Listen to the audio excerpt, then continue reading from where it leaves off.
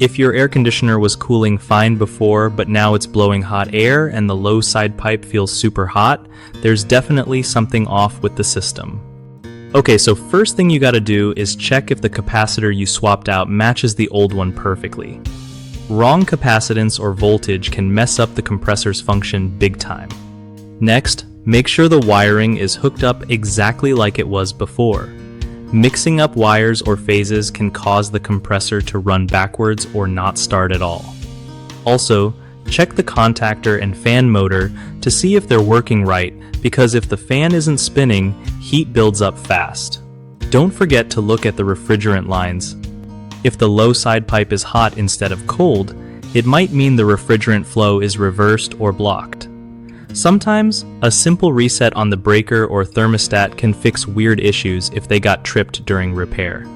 If you're unsure about electrical stuff, it's smart to call a pro because messing with wiring can be dangerous. Finally, after fixing, watch the system for a while to make sure it's cooling like it should and no parts are overheating.